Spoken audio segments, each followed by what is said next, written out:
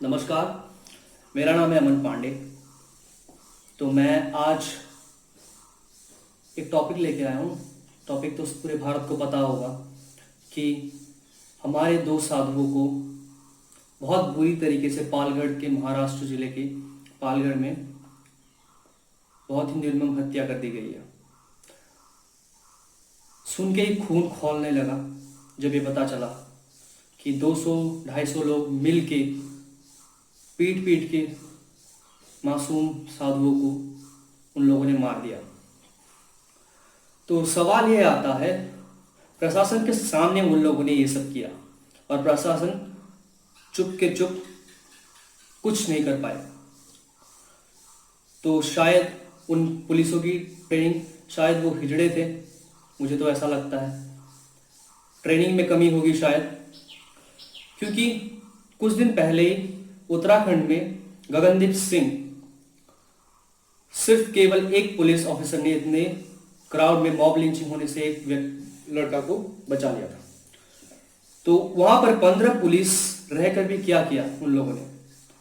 First जो important बात आता है, सबसे इंपॉर्टेंट बात, इतने बड़े कांड हो जाने के बाद, हमारे साधुओं को मारने के बाद, वो लोग ये कह रहे हैं, अर्नब गोस्वामी जो रिपोर्टर है उनमें भी उसने जब सवाल उठाया तब उस पे भी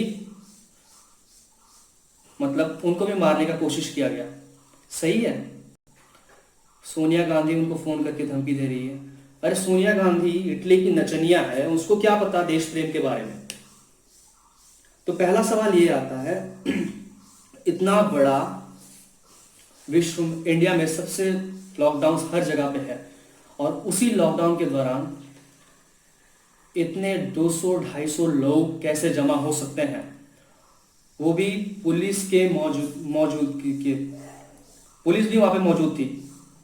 तो 200-250 लोग कैसे वहां पे जमा हो सकते हैं।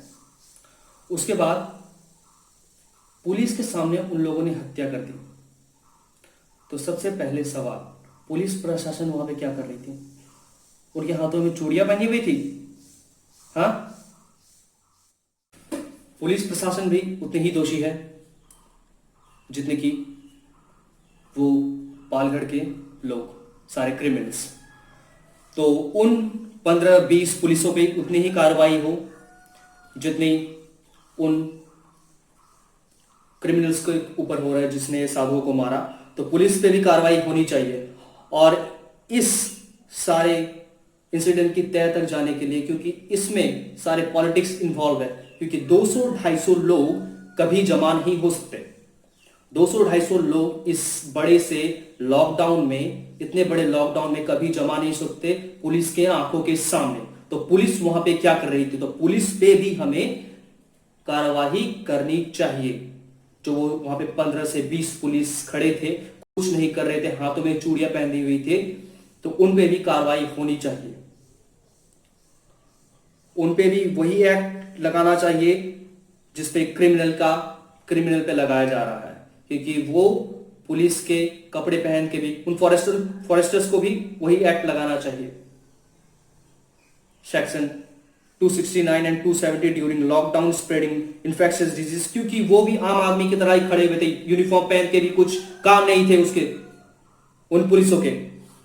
और सेक्शन 302, 303, 304 आईपीसी का, क्योंकि वो भी उस इंसिडेंट में बराबरी का हिस्सा उन क्रिमिनल के साथ थे, क्योंकि वो उन क्रिमिनल को रोक नहीं रहे थे।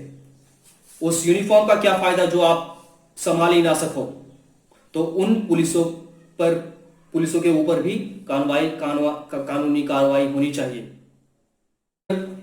देश संभाला नहीं जाता ना, उद्धव बाला साहब ठाकरे से मैं ये कहना चाहता हूं, तो हाथ खड़े कर दीजिए। हमारे मोदी जी अभी भी हैं, राष्ट्रपति शासन करेंगे और सारे गुनाह की तह तक चले जाएंगे।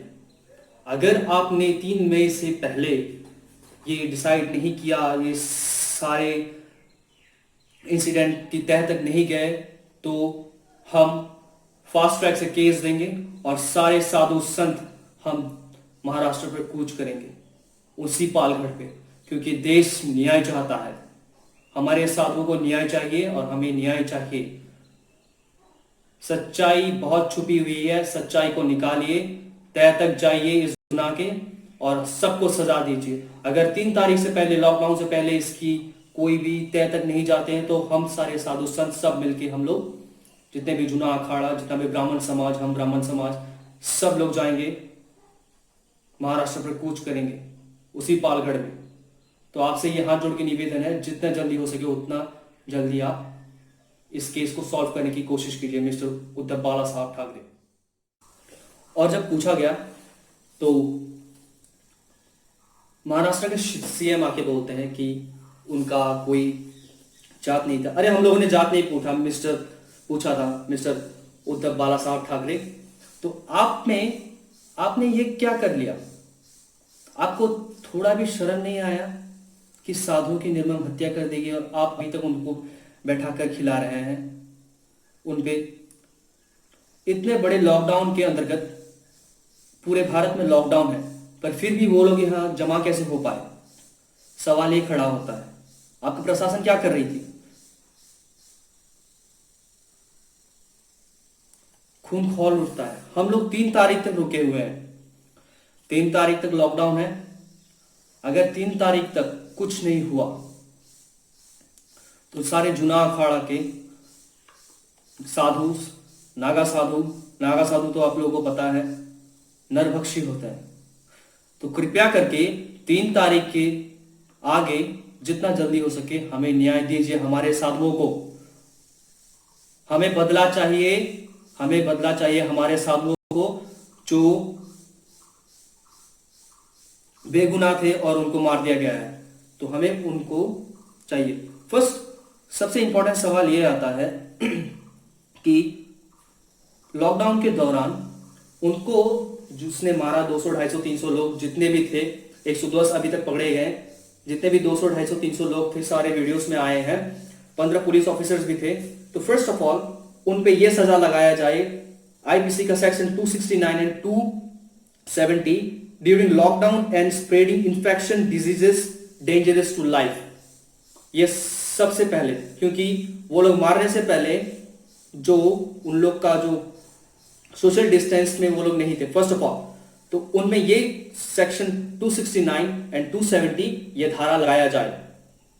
और सेकंड जो धारा है 302, 303 और 304 for murder to the innocent, ये धारा लगाया जाए।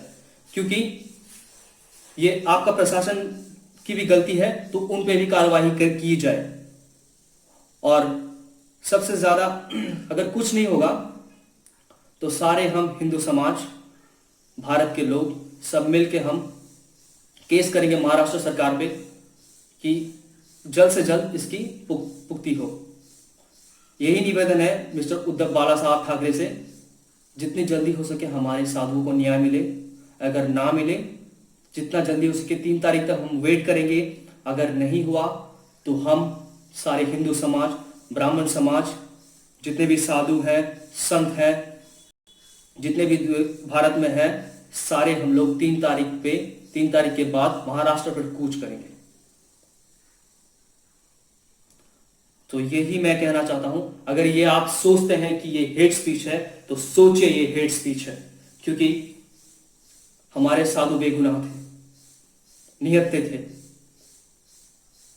और हमें यह भी ज्ञान है कि एक हाथ में माला जापने का भी ज्ञान रहता है, शस्त्र और शास्त्र का दोनों ज्ञान रहता है। इसीलिए 3 तारीख तक हम वेट कर रहे हैं आपके न्याय का। अगर आपने न्याय नहीं किया तो सारे हिंदू समाज, साधुओं, संत, जुना अखाड़ा, सब लोग हम मिलके महाराष्ट्र में कूच करेंगे। तो यही निवेदन है मिस्टर उद्धव बाला साहब ठाकरे से, सीएम ऑफ महाराष्ट्र, कि जल्द से जल्द हमारे साधुओं को न्याय दे।